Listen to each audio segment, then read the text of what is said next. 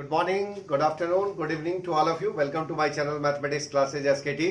एक बार फिर मिलते हैं क्लास 11th के लिए। और क्लास 11th में आज का जो सेशन है वो लीनियर इनइक्वालिटी चैप्टर का है, जो कि आपके लिए बिल्कुल ही नया चैप्टर है, क्योंकि आपने इक्वेशंस तो बहुत ज्यादा पढ़े होंगे, बहुत सारे तरह के इक्वेशंस पढ़े होंगे, लेकिन आज आपको पढ़ना है लीनियर इनइक्वेशंस और लीनियर इनइक्वालिटी। तो इन इक्वेशंस का या इनइक्वालिटीज का मतलब क्या है वो पहले समझते हैं, क्योंकि इक्वेशन का मतलब क्या है। कोई भी एक्सप्रेशन अलजेब्रा का आप लिखते हो वो किसी के इक्वल है तो वो इक्वेशन है, लेकिन अगर वो इक्वल नहीं है तो वो इनइक्वेशन है। यानी कि जब इक्वल नहीं होगा तो या तो ग्रेटर होगा या लेस होगा, या greater than or equal to होगा या less than or equal to होगा, ये सारी बातें होंगी। तो अगर कभी भी जब इक्वलिटी हट करके यानी इक्वल टू हट करके greater less, greater than or equal to, less than or equal to, इस तरह की चीजों का इस्तेमाल होने लगेगा, तो उस तरह का जो अलजेब्रिक एक्सप्रेशन होगा या दो रियल नंबर के बीच में जो रिलेशंस है, जैसे 5 इज ग्रेटर देन 3 या 3 इज लेस देन 5, तो इस तरह से बहुत सारी चीजें आप कर सकते हैं। तो वैसी जो एक्सप्रेशंस हमको स्टडी करने हैं और वो भी लीनियर करने हैं। हमें क्वाड्रेटिक के बारे में नहीं स्टडी करनी है, हमें लीनियर इनइक्वालिटीज के बारे में बात करनी है। लीनियर किसको बोलते हैं? लीनियर का मतलब हुआ कि जिसमें उसका हाईएस्ट पावर 1 हो, यानी एक एल्जेब्रिक एक्सप्रेशन जिसमें एक्स या जो वेरिएबल है उसका हाईएस्ट पावर या लोएस्ट पावर कह सकते हो कि पावर 1 हो, तो उसको लीनियर फंक्शन कहते हैं, या लीनियर जो है वेरिएबल कह सकते हैं आप वहां पर। तो यहां पर आपका जो मैटर आ रहा है वो लीनियर इनइक्वालिटीज का आ रहा है। तो चलिए डेफिनेशन की तरफ आगे बढ़ते हैं, और चीजें तो हम लोग इसमें देखते ही रहेंगे। तो यहां पर मैंने एक छोटी सी डेफिनेशन आपके लिए लिखी है जिसका नाम है इनइक्वालिटीज। तो इनइक्वालिटीज कहते किसको है वो जरा देखा जाए यहां पर। तो इनइक्वालिटीज क्या है, मैंने लिखा है इसमें कि the two algebraic expressions are two real numbers related by the symbol less than, greater than, less than or equal to, greater than or equal to form an inequality, form an inequality, form an inequality होना चाहिए यहां पर, और ये आप इन डाल दीजिए यहां पर, फॉर्म एन इनइक्वालिटी, ओके, क्योंकि वो इनइक्वालिटी बना रहा है यहां पर। अब इसका एग्जांपल टेकअप करते हैं तो आपकी समझ में आ गया होगा कि कोई भी अलजेब्रिक एक्सप्रेशन हो या two real numbers related by the symbol less than, greater than, less than or equal to, greater than or equal to, अगर इससे वो रिलेट कर रहा है तो आप कह सकते हो कि वो क्या है, वो इनइक्वेशंस फॉर्म कर रहा है, या उसी को इनइक्वालिटी कहा जाता है। तो ये आपके समझ में आ गया। फॉर एग्जाम्पल, यहां पर एक एग्जाम्पल लेते हैं कि जैसे आपने अलजेब्रा की बात करी कि 3 लेस देन 5, ऐसे बहुत सारे आप लिखते चले जाओगे। 10 इज ग्रेटर देन 2, ऐसे बहुत सारे नंबर्स। -3 इज लेस देन 0, आप कह सकते हो तो -3 इज लेस देन 0। तो यहां पर सारी चीजें जो है वो लेस देन या ग्रेटर देन में लिखी जा रही हैं। तो ये जो अलजेब्रिक या जो रियल नंबर में आपस में रिलेशनशिप हो रही है, ये इनइक्वेशन फॉर्म कर रहा है। इसी तरह के और भी बहुत सारे एक्सप्रेशन आप लिख सकते हो। जैसे मान लीजिए आपने लिखा ax plus B is less than 0, आपने यही चीज लिखा ax plus B is greater than or equal to 0, फिर आपने लिखा ax plus B Y is less than or equal to C, आपने लिखा ax plus B Y is greater than or equal to 5। ऐसे करके आप तमाम सारे, एक दो नहीं, आप इनफाइनाइट मात्रा में आप बहुत सारे अलजेब्रिक एक्सप्रेशन लिख सकते हो। देखो इसमें सिंगल वेरिएबल आ रहा है, इसमें डबल वेरिएबल आ रहा है, मतलब 2 वेरिएबल आ रहे हैं, एक्स और वाई, और सभी के सभी लीनियर की बात मैंने किया है। लेकिन यहां पर हमें पढ़ना लीनियर है, लेकिन हम जानकारी कर लें इसके लिए कोई किसी ने मना नहीं किया है। तो ax square plus bx plus c is greater then 0, अगर आपने ऐसा लिख दिया तो ये अब इक्वेशन नहीं रहा, ये क्या हो गया, ये इन इक्वेशन हो गया, क्वाड्रेटिक इन इक्वेशन हो गया। तो जानकारी में कोई दिक्कत नहीं है, पढ़ना हमें लीनियर है, बट हम जानकारी रख लें कि क्वाड्रेटिक क्या होता है। ऐसे आप क्यूबिक में भी डाल सकते हैं। जैसे मान लीजिए आपने कहा ax क्यूब और plus bx square plus cx plus d is less than or equal to 9, आप इस तरह का कोई भी एक्सप्रेशन आप लिख दीजिए, तो ये आपका जो है वो क्या हो जाएगा, ये इनइक्वेशन फॉर्म कर रहा है, क्यूबिक इनइक्वेशंस है। तो इस तरह के आपके जो अलजेब्रिक फंक्शंस हैं, इनको आपको जो रिलेशन आप बना रहे हो या उनके बीच में, दो नंबर्स के बीच में या दो अलजेब्रिक या अलजेब्रिक एक्सप्रेशन में, जब आप उन सिंबल का इस्तेमाल कर रहे हैं, कौन से सिंबल हैं, less than, greater than, less than or equal to, or greater than or equal to, चार ही तो हैं, बहुत आराम से याद हो जाएगा, कहीं दिक्कत नहीं है। और जब भी ये इक्वेशन में आ जाए तो समझ लेना कि ये इक्वेशन नहीं रह गया, ये क्या हो गया, इन इक्वेशन हो गया। इज इट क्लियर और नॉट? तो मुझे लगता है कि आप बहुत ही बिल्कुल कॉन्सेप्ट डेफिनेशन की क्लियर कर चुके होंगे। अब यहां बात आती है, क्योंकि हमें यहां पे जो स्टडी करनी है वो इनके वैल्यूज पे तो बात करनी ही करनी है, हमको इस पे क्या कैसे ऑपरेट करते हैं ये बहुत इंपॉर्टेंट मैटर है। तो इनका ऑपरेशन देखते हैं और ऑपरेशन के लिए बात समझते हैं। जैसे एक बार ऐसे समझो कि हमने कहीं लिखा है 30x इज लेस देन 200। एक एग्जांपल दे रहा हूं मैं कि सपोज दैट कि ये जो एग्जांपल है वो मैंने लिया है और इसमें आपको x की वैल्यू फाइंड करनी है।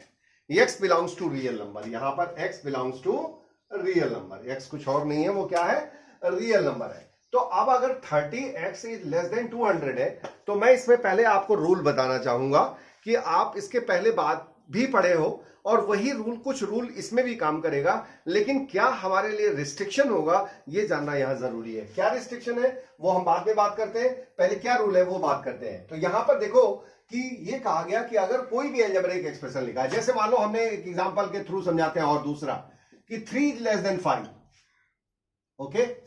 अब मैं दोनों तरफ एक सर्टेन कांस्टेंट नंबर ऐड कर देता हूं, दोनों तरफ बराबर से। तो हमने यहां पे 3 प्लस 10 कर दिया और यहां पर 5 प्लस 10 कर दिया। इसके इनइक्वालिटी पर कोई भी इफेक्ट नहीं होगा, वो अभी भी सही होगा, यानी कि ये आपका हो गया 13 इज लेस देन 15। तो आपने देखा कि वहां 3 इज लेस देन 5 था, यहां 13 लेस देन 15 हो गया, तो केवल उसकी वैल्यू बदल गई, लेकिन इन इक्वेशन में कोई इफेक्ट नहीं हुआ, इन इक्वेशन सेम रहा। तो ये इस तरह से आप बराबर से, अगर यही चीज आप 3 लेस देन 5 है, इसमें से आप 10 घटा दीजिए, चलिए, तो इसमें से जब 10 घटाएंगे तो देखिए क्या होने वाला है। अब जब आप सब्ट्रैक्ट कर देंगे तो यहां पर घटना क्या हो गई, -7, और यहां क्या हो गई, -5। अभी भी आपको अच्छी तरह पता है कि -5 जो है -7 से बड़ा होता है। तो आपने देखा कि हमने एक सर्टेन नंबर घटाया या जोड़ा, उससे कोई भी उसके इनइक्वालिटी पर कोई भी इफेक्ट नहीं हुआ। This is the rule number 1। क्या कि इफ वी सब्ट्रैक्ट, मैं लिख नहीं रहा हूं, आप इसको सुनिए और समझ लेंगे, कोई दिक्कत नहीं, हम लोग ऑपरेट कर लेंगे।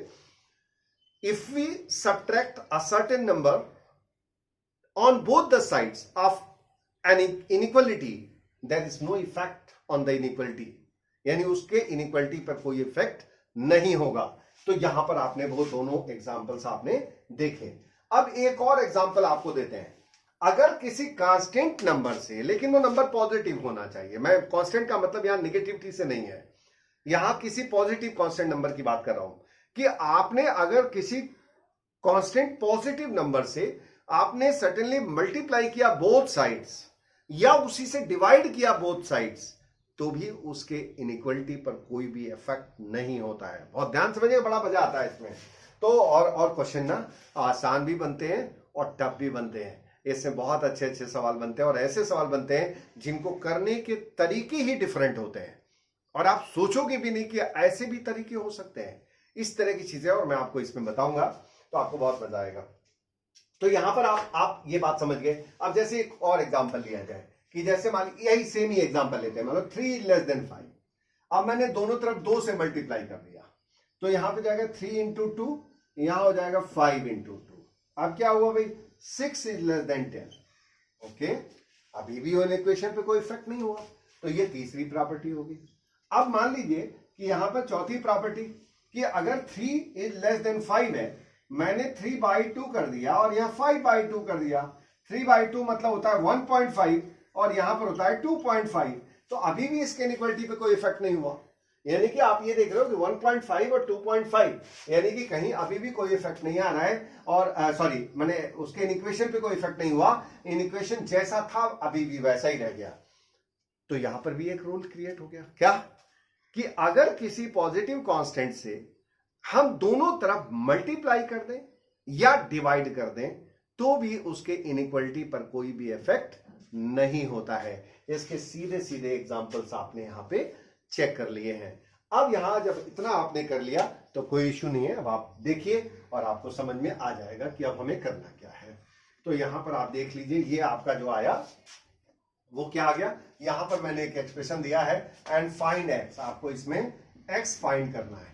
ठीक है, तो एक्स फाइंड करना है। तो मैंने अभी भी बताया कि 30x और दोनों तरफ हम इसके एक्सप्रेशन में 30 से डिवाइड कर देते हैं।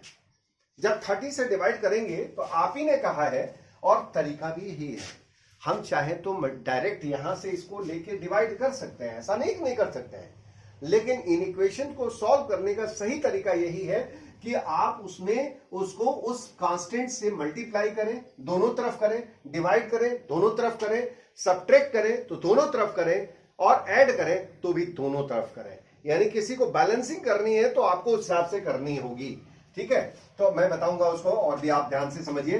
तो यहां 30 से 30 कैंसिल आउट हो गया ना, तो यहां पर आपका क्या आ जाएगा, x इज लेस देन, और एक जीरो से एक जीरो भी कैंसिल हो गया, तो यहां हो जाएगा 20/3। और अगर आप इसको थोड़ा सॉल्व करेंगे तो ये हो जाएगा 3 6 18, 2/3। ओके, तो यहां पर आपका ये आ गया एक्सप्रेशन। यानी कि कुल मिला के आप कह सकते हो कि x is less than 6 whole 2/3, इसकी जो वैल्यू है वो इतनी होगी। अब यहां एक और मजे की बात समझाते हैं। ठीक है, क्या कि एक्सप्रेशन तो आपका आ गया, आपने कह दिया कि x की वैल्यू 6 होल 2/3 से छोटी है। एक रिजल्ट और भी इन्फर होता है। क्या होता है, आप सोच पा रहे हैं तो बहुत अच्छा है, नहीं सोच पा रहे हैं तो भी कोई दिक्कत नहीं है, क्योंकि आप फर्स्ट टाइम देख रहे हो। यहां पर इसकी एक वैल्यू नहीं होगी। जैसे आज तक हम जब इक्वेशन को सॉल्व करते थे तो हमारी जो वैल्यूज हैं वो क्या है, जैसे मान लीजिए जब हम इसको सॉल्व कर रहे हैं तो x इक्वल टू आता था, और जब x इक्वल टू आता था तो इसका मतलब ये हुआ कि वहां पर हम कहते थे x की ये वैल्यू आ गई। लेकिन यहां पर क्या कह रहे हैं आप, x is less than 6 whole 2/3, तो x की वैल्यू इतने से छोटी है। छोटी तो 4 भी हो सकती है, 3 भी हो सकती है, 0 भी हो सकती है, -1 -2 -3 एंड सो ऑन।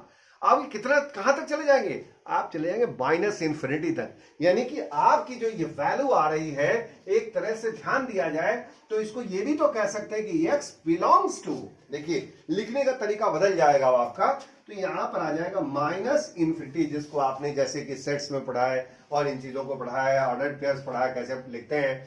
तो -इन्फिनिटी से लेकर के और आपका 20/3 ही आप डाल दीजिए, कोई दिक्कत नहीं। 20 कितना था, हाँ 3, तो 20/3, और ये भी ओपन ब्रैकेट होगा क्योंकि वो वैल्यू हमें लेनी नहीं है। तो इसका मतलब हो गया कि x बिलोंग्स टू, ये भी आप कह सकते हो कि -इन्फिनिटी से लेकर 20/3 के बराबर हो गया। तो इसके बीच में ये सारी वैल्यू, अब बताओ इसमें कितनी वैल्यूज आ रही है x की, यहां पर इसकी वैल्यूज हो गई इन्फिनिटी। तो अब जो आंसर आने वाला है वो 1-2 आंसर नहीं आता है, कितने आंसर्स आते हैं।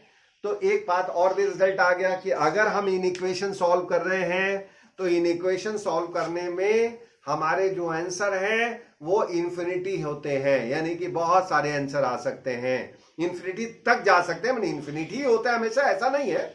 मैं वो भी आपको बताऊंगा कि बहुत सारी जगहों पर वो नहीं भी होता है। जैसे अभी इसी क्वेश्चन को मैं चेंज करके आपको बताऊंगा कि उसकी वैल्यू कुछ 2-4 हो सकती है, 5 हो सकती है, या एक ही हो सकती है। ये भी हो सकता है कि एक ही हो, या ये भी हो सकता है कोई एग्जिस्ट ना करता हो, लेकिन इन्फिनिटी तक भी जा सकता है। अब आपके सामने ये वाली बात आ चुकी है कि हमारा आंसर अप टू इनफाइनाइट हो सकता है। तो अब यहां पर इतनी बातें अगर आपको समझ गए हो तो आप इसको एक बार स्क्रीनशॉट लेकर के, या आप नोट किया करिए। जो अच्छे बच्चे हैं वो नोट करते हैं, और जो बाकी मैं बोलूंगा नहीं, जो डॉट डॉट डॉट, वो ज्यादातर स्क्रीनशॉट मार लेते हैं। ठीक है, तो कोई बात नहीं, आप इसको कर लेंगे।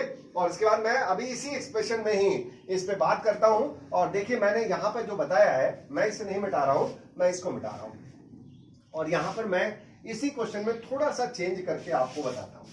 ठीक है, ये जो एक्सप्रेशन था अभी, जैसे मान लीजिए आपने कहा कि 30x लेस देन 200, अब इसमें आपको x फाइंड करना था और x बिलोंग्स टू r था। मैं एक बार और दिखा दे रहा हूं आपको।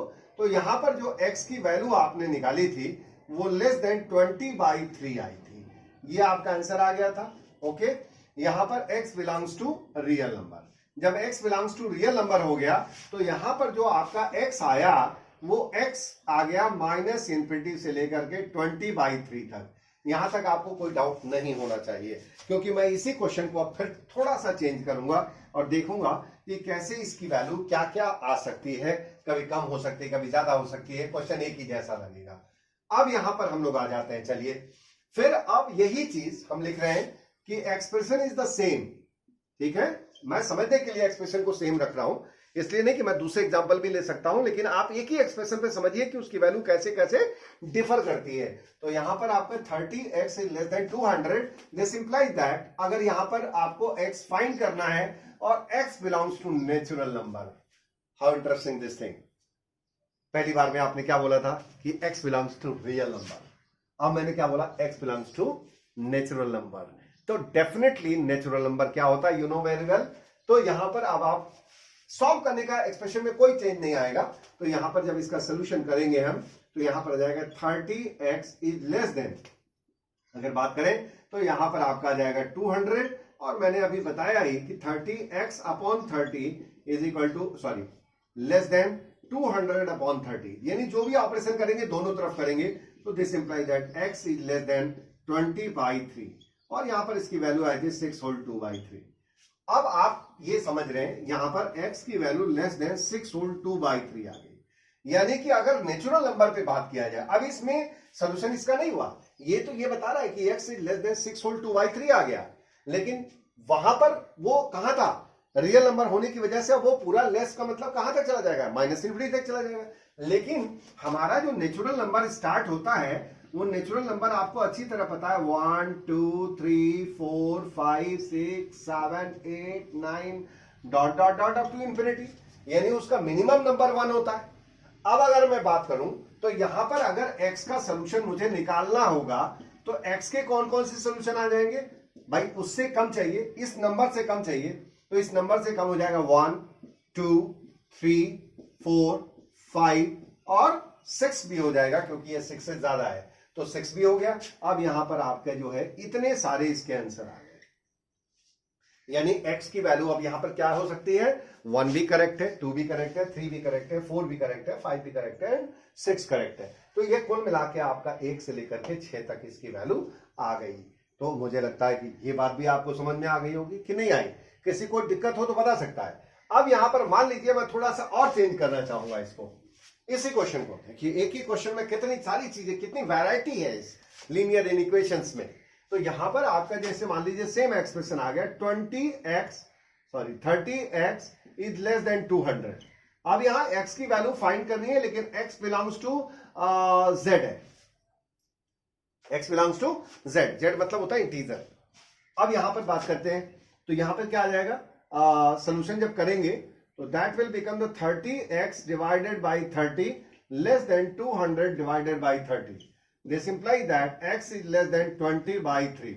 ओके, अब यहां पर x इज लेस देन 20/3, तो यहां पर आप ये तो कंफर्म हो गया कि ये 6 होल 2/3 के बराबर आएगा।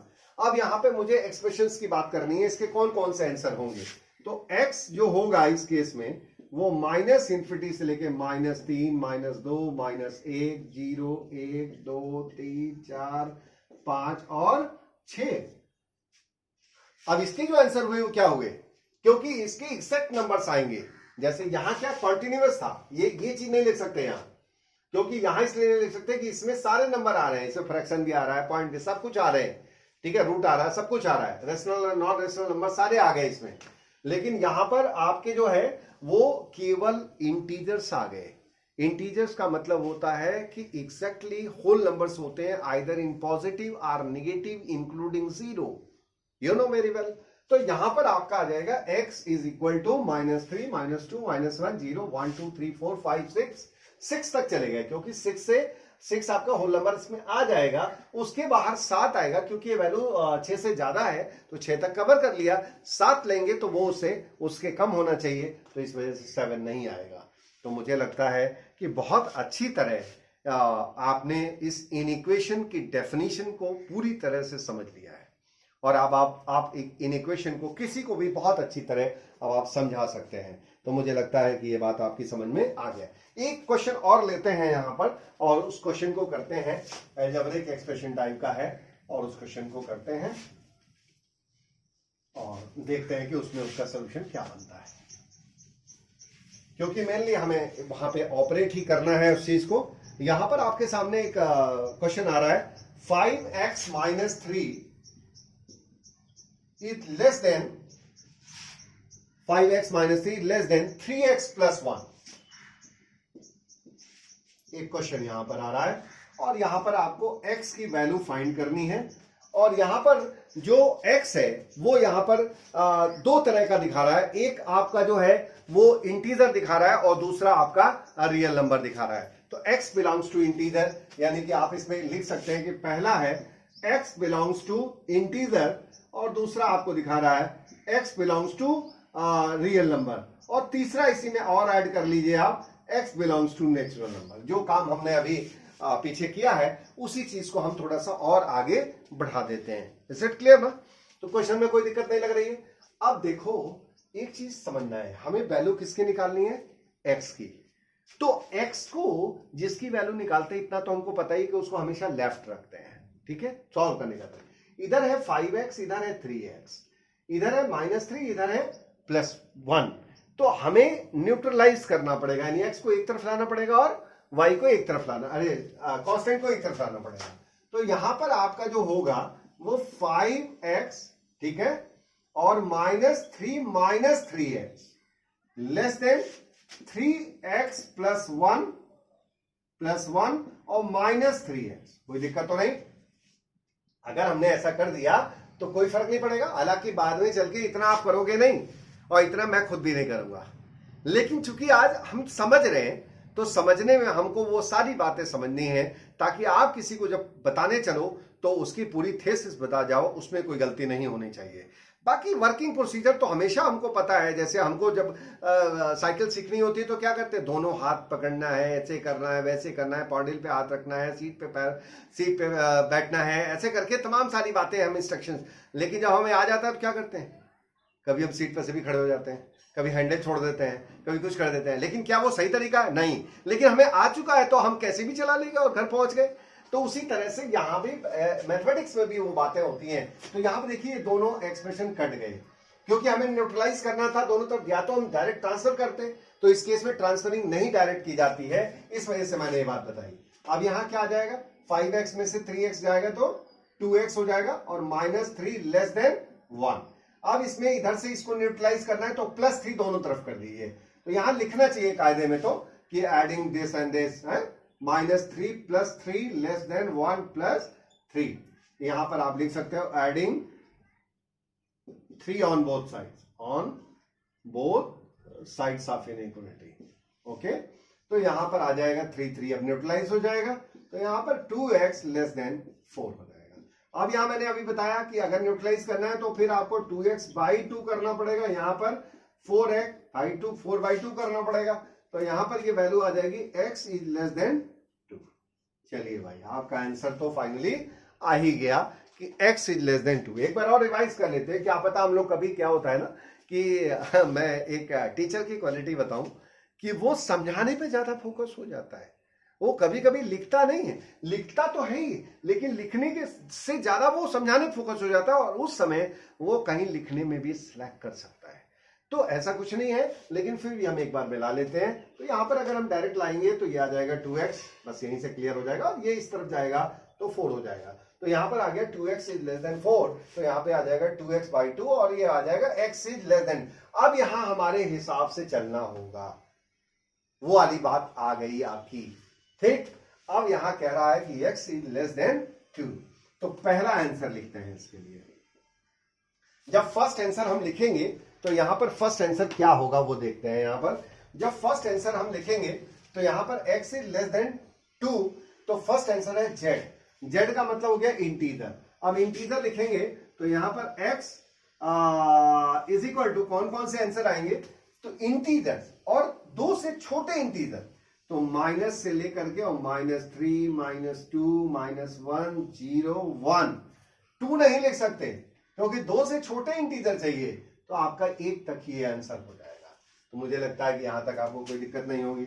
अब दूसरे वाले में चले जाओ, x belongs to real number. जब रियल नंबर कह रहा है तो कोई समस्या नहीं है, यहां पर सीधे सीधे इसका जो आंसर हो जाएगा वो -∞ से 2 हो जाएगा, और यहां पर आप कह सकते हो कि 2 भी ओपन ब्रैकेट में होगा। तो ये आपको ओपन हो चुका है। यहां पर तीसरे केस में भी चलते हैं, चलिए, बहुत मजे की बात है। यहां पर x belongs to natural number. देखिए क्वेश्चन एक ही है, लेकिन हमने क्या पूछा उसके हिसाब से उसके आंसर चेंज होते जा रहे हैं। तो यहां पर आपका जो है x belongs to natural number, तो नेचुरल नंबर अगर है और 2 से छोटा, तो 2 से छोटा नेचुरल नंबर 1 ही होता है। तो यहां पर 1 आंसर आएगा, सिर्फ 1 आंसर आया। तो मैंने बताया था कि इसके 1 आंसर भी आ सकते हैं, कभी कभी नहीं भी एग्जिस्ट करता है, बहुत सारी चीजें नहीं एग्जिस्ट करता है। यहाँ पे इनफाइनाइट आंसर आ सकते हैं, यहाँ पर भी देखिए इनफाइनाइट आंसर आ सकते हैं, 2 4 आ सकते हैं, 5 आ सकते हैं, 10, मैंने फाइनाइट आंसर और इनफाइनाइट आंसर दोनों आ सकते हैं इस केस में। तो इसी को हम लोग बोलते हैं इन इक्वेशंस। इज इट क्लियर और नॉट? मुझे लगता है कि यहां तक आपको कोई भी दिक्कत नहीं रह गई। अब यहां पर एक चीज और आती है कि हम लोग जो लीनियर इक्वेशंस हमें पढ़ना है, इस लीनियर इक्वेशंस का हमें ग्राफ भी प्लॉट करना होता है। क्या प्लॉट करना होता है? यानी सोल्यूशन तो हमें एल्जेब्रिकली सॉल्व करना ही करना है। We have to draw the graph of that algebraic functions are answer which belongs to that graph, या जो आपका आंसर होगा उस ग्राफ से रिलेट कराना पड़ेगा। जैसे मैं यहीं पर बात कर लूं थोड़ी सी, कि अगर आपको यहां पे शो करना है इसको, तो अगर कैसे आप शो कर पाएंगे, तो आप जैसे रियल नंबर लाइन पे बात करिए। जैसे मान लीजिए हम सेकंड वाले केस के लिए बात कर रहे हैं, सेकंड के लिए अब हमें मान लीजिए यहां ग्राफ प्लॉट करना है, ठीक है। अब आप ऐसे सोचिए कि जो हमारी रियल नंबर लाइन होती है वो आपकी कहां से आती है? -∞ से लेकर के और हमारी +∞ तक चली जाती है। Was it clear? अब यहां पर हम लोग जैसे यहां कह रहे हैं कि ये आपका जो है वो इस केस में यहां पर 2 आ गया, मान लिया हमने जो लिया वो यहां पर 2 ले लिया, तो डेफिनेटली यहां पर क्या होगा? 1 होगा, इधर 0 होगा, इधर -1, -2, -3, -4 एंड सो ऑन। तो इस तरह से ये बढ़ता चला जाएगा। अब आपने कहा है कि यहां पर जो इसका आंसर है वो आपने कहा -∞ से लेकर के 2 तक है, तो 2 उसमें इंक्लूड नहीं होगा। 2 उसमें क्या होगा? इंक्लूड नहीं होगा। तो वहां पर हम 2 को क्या कर देंगे? ओपन कर देंगे। ये बात आपने कहां पढ़ी है? सेट्स में आपने पढ़ी है, और उस सेट्स में हम लोग देखते हैं तो 2 ओपन हो गया। अब यहां से जो सारी वैल्यू होंगी वो इधर कहां तक चली आएंगी? वो हमारी इन्फिनिटी तक चली आएंगी, और ये आपका जो इन्फिनिटी तक चला आया इसी का नाम है, यही आपका पूरा x बिलोंग कर रहा है। और जब x बिलोंग कर रहा है तो यहीं पर आ गया x बिलोंग्स टू -∞ से लेकर के इन्फिनिटी से लेकर के 2 तक का आपका वैल्यू हो गया, इसमें 2 इंक्लूड नहीं कर रहा है। तो आप चाहें तो इसको थोड़ा और वो करने के लिए यहीं पर आप इसी को थोड़ा और हाईलाइट करके भी कर सकते हैं। आप यहां पर इसको थोड़ा हाईलाइट कर दीजिए ताकि ये लगे कि हाँ यहां पर ये वैल्यू इधर की तरफ आ रही है, ये थोड़ी हाईलाइटेड हो गई। ओके, तो आप इस तरह से जो है आप कर सकते हैं। तो आपको बहुत ज्यादा भी नहीं ऐसे 4-5 तरीके की लाइन नहीं बना देनी है। हाईलाइटेड मेथड थोड़ा सा उसको जैसे स्केचिंग कर दीजिए, तो उससे ये पता चल जाएगा कि हमारा इस वैल्यू से लेकर के और -∞ तक की वैल्यू टेकअप हो रही है। तो मुझे लगता है ग्राफ में भी कोई दिक्कत तो नहीं। तो इस तरह से हम किसी भी इस तरह के लीनियर फंक्शंस का ग्राफ प्लॉट कर देंगे और उसका रीजन हम वहां पे बता सकते हैं कि किस तरफ का रीजन आ रहा है, यानी उस नंबर से लेफ्ट का रीजन आ रहा है। इसी तरह से मान लो अगर यही चीज x ग्रेटर देन 2 होता तो इस पॉइंट से इधर की तरफ चला जाता, लेकिन यहां तो नहीं जाएगा, यहां तो हम नहीं बना रहे, क्योंकि अगर बनाएंगे तो यहाँ पे प्रॉब्लम आपको अलग टाइप का दिखने लगेगा। तो मुझे लगता है कि ये भी आपको पूरी तरह से समझ में आ गया। और इस तरह से फिर मैं अब इसके आगे दूसरे टाइप के क्वेश्चंस को लेता हूं और उनको फिर हम लोग देखते हैं कि कैसे हम सॉल्व करेंगे। तब तक आप इसे नोट कर लें।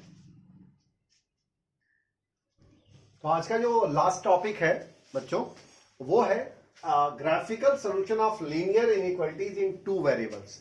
सिंगल वेरिएबल के लिए तो मैंने बताया, तो उस पर आपने ग्राफिकल सॉल्यूशन भी कर लिया था, कोई दिक्कत नहीं हुई।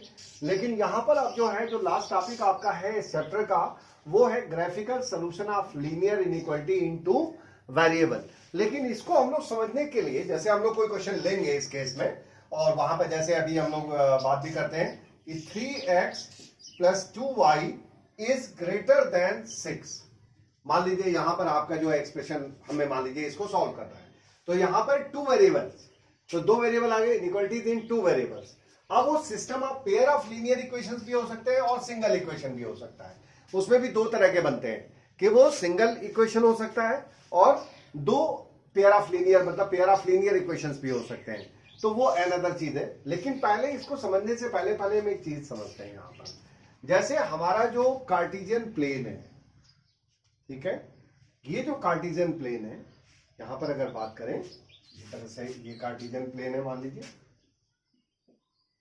इस कार्टेशियन प्लेन में आपको अच्छी तरह पता है कि ये आपका y एक्सिस है और ये आपका x एक्सिस है। इस तरह से ये x dash o x y o y dash.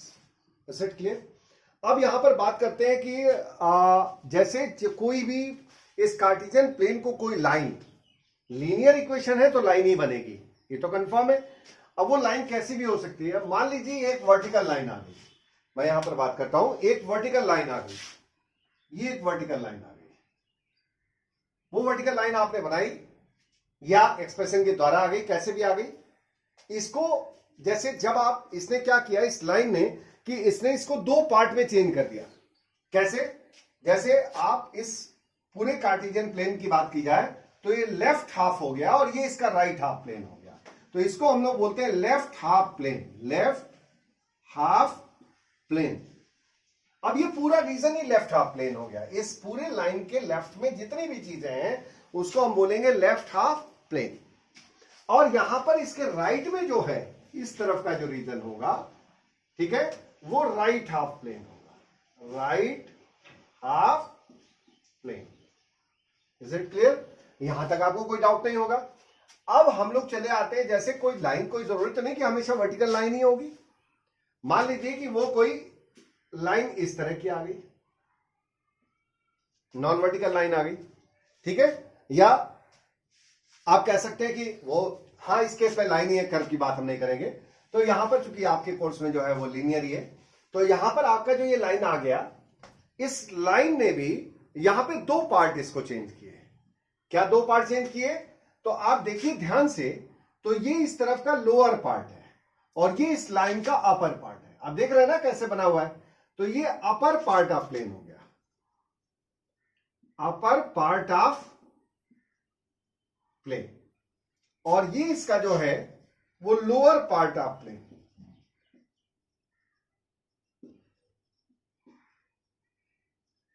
यानी कहने का मतलब है कि अगर कोई वर्टिकल लाइन है या हॉरिजॉन्टल लाइन ही है, तो हॉरिजॉन्टल लाइन भी उसको 2 पार्ट में चेंज कर देगा। एक जैसे वर्टिकल है तो लेफ्ट और राइट में चेंज किया, अगर वही हॉरिजॉन्टल लाइन है तो वो अपर और लोअर में चेंज करेगा। या कोई रेक्टिसाइज टाइप का है या तिरछी कोई लाइन है, इस तरह की लाइन है जो वर्टिकल नहीं है, हॉरिजॉन्टल नहीं है, तो वो अपर पार्ट और लोअर पार्ट प्लेन में जो है चेंज कर देगा। ऐसा क्यों बताया जा रहा है? क्योंकि अब आज के बाद आपका जो रीजन होगा वो इसमें पूरा आंसर रीजन की तरफ आएगा। या तो इस तरफ का पूरा रीजन होगा या इस तरफ का रीजन होगा, या इस तरफ का रीजन होगा या इस तरफ का रीजन होगा।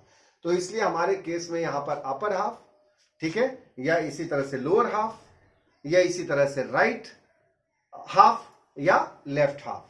तो ये आपकी समझ में आना चाहिए। अब मैं यहां पर क्वेश्चन लेता हूं आपके लिए और उसको मैं करता हूं तो आपको और बेहतर समझ में आएगा। ठीक है, इतनी बातें आपको क्लियर हो गई होंगी। अब यहां पर जब हम ग्राफ बनाएंगे, जैसे मान लीजिए हम इसको सॉल्व करना चाहते हैं, तो हमारे सॉल्व करने का तरीका वही होगा कि हम इसको एज ए, भले ही इनइक्वलिटी दिया हुआ है लेकिन हम इसको एज ए इक्वल करके पहले काम करेंगे। एक चीज और कि यहां पर अगर इक्वल टू दिया है तब तो कोई प्रॉब्लम नहीं है, अगर नहीं दिया है तो सपोज तो हम इक्वल टू करके ही करेंगे। तो मान लीजिए इसको सोल्यूशन करना है और इसमें आपको मतलब मेक द ग्राफ या ग्राफिकल आप सोल्यूशन देना है। ठीक है, आप ये कह सकते हैं कि इसको ग्राफिकल सोल्यूशन इसका बताना है आपको। ठीक है, कि इसका ग्राफिकल सोल्यूशन क्या होगा। तो चलिए ठीक है, यहां पर हम लोग वी हैव, या ऐसे लिख लेते हैं, we have 3x plus 2y is equal to 6। Okay, यहां से हो जाएगा 2y is equal to 6 minus 3x। This implies that y is equal to 6 minus 3x upon 2। अब यहां पर एक टेबल बना लेंगे, बाकी बेसिकली वर्क उसी तरह करते हैं जैसा कि आपने क्लास 10th में आपने किसी स्ट्रेट लाइन को linear equation in two variable आपने पढ़ा है वहां पर, तो उसमें जो लाइंस को बनाने के लिए जो आप काम करते थे, काम यहां पर भी वैसे ही करेंगे। ठीक है, अब यहां देखा जाए तो y x की वैल्यू को अगर आप 0 पुट कर देते हो तो यहां पर इसकी वैल्यू 3 हो जाएगी। अब एक बात मैंने बता दूं मैं आपको कि नेक्स्ट इसका नंबर क्या होगा। पहला नंबर तो आपको थोड़ा ढूंढना पड़ेगा, लेकिन इसका नेक्स्ट x क्या लिया जाए, तो जितना यहां आ जाए और जो इसका डिनोमिनेटर है उतना या तो ऐड कर दीजिए या सब्ट्रैक्ट कर दीजिए। ये एक बहुत बड़ी टेक्निक है और इस टेक्निक को शायद आप जानते होंगे और नहीं जानते तो आज से जान लीजिए। तो यहां पर आप 2 लिख सकते हैं, आप कोई दिक्कत नहीं है। तो 2 3 जा 6, 6 माइनस 6 0, तो इसकी वैल्यू हो गई 0। अब क्या है, 4 ले सकते हैं आप। जब 4 लेंगे तो 4 3 जा 12, तो माइनस 12 हो गया, तो माइनस 6 आ गया, तो इसकी वैल्यू हो गई माइनस 3। 3 नंबर बहुत ज्यादा है, उसकी कोई ज्यादा जरूरत नहीं है। अगर माइनस में आप लेना चाहते हैं तो माइनस 2 ले लीजिए, तो माइनस आप घटा देंगे तो भी वही आएगा। माइनस 2 ले लेंगे तो आपका 6 और 6 12 हो जाएगा, तो यहां पर 6 आ जाएगा। तो मुझे लगता है कि आप इसका टेबल फॉर्म कर चुके हैं। अब यहां पर हम इसका ग्राफ प्लॉट करना चाह रहे हैं, तो चलिए इसका ग्राफ प्लॉट कर देते हैं हम इस जगह पे, और इसको जरा ध्यान से समझते हैं कि कैसे इसका ग्राफ प्लॉट किया जाएगा। ये आपका x डैश है, x है, y डैश।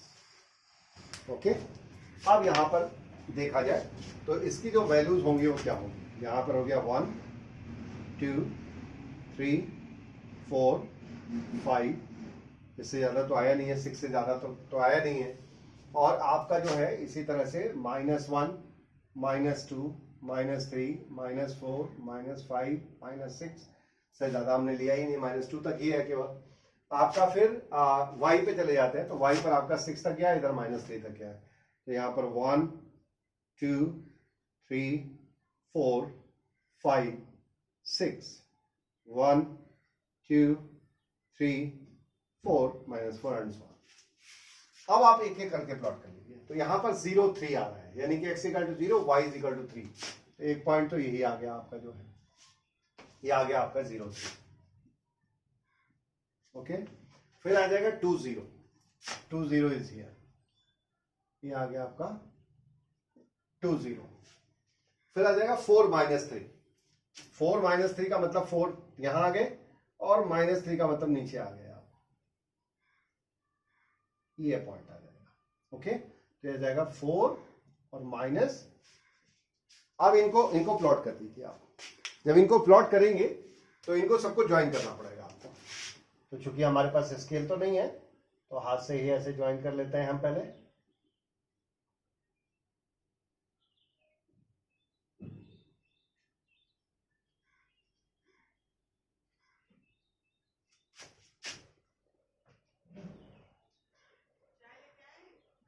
अब यहां पर क्या आ जाएगा, ये वैल्यू आ गई आपकी, और यहां पर जो है ये वैल्यू आ गई आपकी इतनी।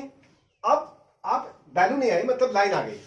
अब आपके दिमाग में एक बात आ रही होगी, सर ने डॉटेड लाइन क्यों बनाया, क्यों नहीं लाइन खींच दी। यस, ये यहां पर बहुत बड़ा पॉइंट होगा। क्या पॉइंट है, यहां पर इक्वल टू नहीं है। और ध्यान रखना, अगर किसी इनइक्वेशन में अगर आपको इक्वल टू नहीं दिया है, तो आपको जो भी लाइन बनेगी वो लाइन तो होगी, लेकिन डॉटेड लाइन होगी। मतलब this will not be included. यानी ये जो पॉइंट्स आपने लिए हैं, अगर आप 3 यहां रख दो, तो मान लो 3 और 0 रख दो, तो यहां पे y की वैल्यू 3 हो गई, तो 6 हो गया, और ये 0 हो गया, तो 6 ग्रेटर देन 6 थोड़ी होगा, गलत हो जाएगा ना। 6 तो 6 के इक्वल है, तो इसीलिए इक्वल टू होल्ड नहीं कर रहा है। तो इक्वल टू होल्ड नहीं करने की वजह से क्या हो जाएगा, ये आपका जो है डॉटेड लाइन बनेगी। इज इट क्लियर और नॉट। तो आज आपको बिल्कुल रिमेंबर कर लीजिए इस बात को कि यहां पर जो है अगर हम बात करें, तो अगर इक्वल टू में मतलब वहां पे greater than or equal to, यानी कि इक्वल टू नहीं दिया है, तो आपका डॉटेड लाइन बनेगा, या ग्रेटर हो जाए इक्वल टू नहीं दिया है तो भी डॉटेड लाइन बनेगी बस। और दूसरी चीज, अब यहां पर इसके दो, अभी मैं जैसे बात कर रहा था यहां पर कि इस केस में भी दो मतलब ये होगा, तो अपर हाफ और लोअर हाफ होगा ना। तो यहां पर अगर इस केस में ये अपर हो गया, ये लोअर हो गया, इज इट क्लियर? अब आप ऐसे सोचिए कि हमारा रीजन कौन सा इसमें आएगा, जो ये वैल्यू है इसमें कौन सा रीजन आने वाला है। तो इसमें बहुत सिंपल सा मेथड है, उस मेथड को अप्लाइड कीजिए और डायरेक्ट आंसर लीजिए। आपका यहां पर ओरिजिन पॉइंट है, सबसे डिफाइंड चीज पूरे कार्टेशियन सिस्टम में, सबसे डिफाइंड चीज क्या होती है? ओरिजिन। ओरिजिन सबसे डिफाइंड है क्योंकि सारे डिस्टेंसेस वहीं से मेजर किए जाते हैं। तो आपका यहां पर आ जाएगा 0 0। अब वो 0 0 लेकर के और इसमें आप पुट कर दीजिए। तो मैं आपको समझा रहा हूं, यहां पे समझिए। तो put 0 0 in given inequality, given inequality, okay. और जब इसको आप रखोगे तो देखो आपका जो एक्सप्रेशन है वो 3x और प्लस 2y ग्रेटर देन 6 है। तो 3 और x की वैल्यू कितनी होगी? 0 रखनी है, और ये भी आपकी 0 रखनी है, ग्रेटर देन 6। तो 0 ग्रेटर देन 6। अब आप बताओ ये एक्सप्रेशन आपका करेक्ट आ रहा है कि रॉन्ग आ रहा है? रॉन्ग आ रहा है, क्योंकि 0 6 से बड़ा नहीं होता है। तो 0 6 से बड़ा नहीं होता है, तो ये इनकरेक्ट एक्सप्रेशन है। ये इसकी वजह से ये आपकी जो है जो बात आई वो इनकरेक्ट होने की वजह से आपका इस तरफ का रीजन नहीं होगा। जो इधर का रीजन है, जिधर ओरिजिन नजर आ रहा है, ये रीजन नहीं होगा। यानी इसका रीजन क्या होगा? इसका रीजन होगा इस तरफ का, यानी कि आपकी जो सैडेड पोर्शन होगा इसमें अब आपको सोचना नहीं है, ये आपका पूरा जो है इस तरफ का रीजन होल्ड कर जाएगा। और ये रीजन अब सोच सकते हैं कि ये लाइन जहां तक भी जा रही है, हमने तो यहीं तक बनाया, आप यहां तक बना दीजिए, पूरा बोर्ड के बाहर चले जाइए, नो प्रॉब्लम। लेकिन वो पूरा का पूरा इधर का ही करेगा, वो जितना बढ़ता चला जाएगा सारे कवर होंगे नीचे से, इधर का कोई चीज कवर नहीं होगा। तो पूरा रीजन ही इसका आंसर आ रहा है। तो मजे की बात आ गई ना, कि अभी तक तो हम लोग जो भी सोल्यूशन करते थे उसका एक पर्टिकुलर आंसर आता था, एक्स की वैल्यू इतनी आ गई, वाई की वैल्यू इतनी आ गई। लेकिन सर जी अब तो यहाँ पे एक्स और वाई की वैल्यू आपकी पूरे रीजन ही आ रही है, इसमें कोई पॉइंट आप ले लेंगे सेटिस्फाई कर जाएगा। जैसे कि एग्जांपल दिखाते हैं हम आपको, यहां पर सपोज दैट ये 1 2 3 4 और 5 और ये 6 है। मान लो ये 6 0 पॉइंट है, आप इस 6 0 पॉइंट को यहां पे फिलअप कर दो इस वाले एक्सप्रेशन में या इस एक्सप्रेशन में। अगर आप 6 0 को फिलअप करोगे तो क्या होगा जरा ध्यान दो। तो 3 इंटू 6, ओके, और प्लस 2 इंटू 0, ठीक है, ग्रेटर देन 6। यहां पर आगे 6 3 18, 18 6 से बड़ा है। इसका मतलब ये हुआ यहां पर वैल्यू बराबर नहीं आने वाली है। यहां एक्सप्रेशन क्लियर करता है कि ये बात जो लिखी गई है वो करेक्ट है या नहीं है। तो यहां पर 18 इज ग्रेटर देन 6, तो जब 18 is greater than 6 correct expression हो गया, इसका मतलब this point lies in the solution region, in the feasible region. इसी को बोलते हैं फिजिबल रीजन, इसी को फिजिबल रीजन कहते हैं, फिजिबल रीजन। ये आपका फिजिबल रीजन या सोल्यूशन रीजन, इसको सोल्यूशन रीजन भी कह सकते हैं, इसको आप सोल्यूशन रीजन भी बोल सकते हैं। तो ये आपका आ गया, इस तरह से आप काम कर सकते हैं। तो आपको मुझे लगता है कि एक्सप्रेशन वाइज तो आपको पूरी बात समझ में आ गई होगी, लेकिन आपके दिमाग में एक चीज बहुत तेज चल रहा होगा, मैं समझ रहा हूं, और मैं उसको बोलने वाला हूं। आप सोचो कि आपके दिमाग में ये एक्सप्रेशन चल रहा है कि सर जी ने तो पूरे चीजें पढ़ा डाली, क्वेश्चन पढ़ाया ही नहीं। ऐसी बात नहीं है, क्वेश्चन भी हम करेंगे। हमारे दिमाग में आपके लिए बिल्कुल चल रहा है कि क्वेश्चंस हमें कंप्लीट करने हैं, और क्वेश्चंस के लिए हम इसका नेक्स्ट सेशन देंगे आपको, यानी कि जो नेक्स्ट लेक्चर होगा, लेक्चर नंबर 2, उसमें हम हर तरह के क्वेश्चंस को लेकर के आने वाले हैं, और उसमें आपको आपके सारे डाउट्स क्लियर हो जाएंगे। उसमें ग्राफिकल भी होगा, उसमें पेयर ऑफ लीनियर इक्वेशंस भी होंगे, उसमें ऐसे ऐसे एक्सप्रेशंस होंगे जिनको नॉर्मली सॉल्व करना आसान नहीं होता है, या उनका क्या मिला जुला रीजन होगा, वो हम लोग देखेंगे। तो ये सारी चीजों की स्टडी हम लोग इसके नेक्स्ट लेक्चर में करेंगे। तो मैं समझता हूं कि यहां तक आपको बिल्कुल भी कोई प्रॉब्लम नहीं आई होगी। तो हम लोग इसके बाद अब मिलते हैं आपसे नेक्स्ट सेशन में।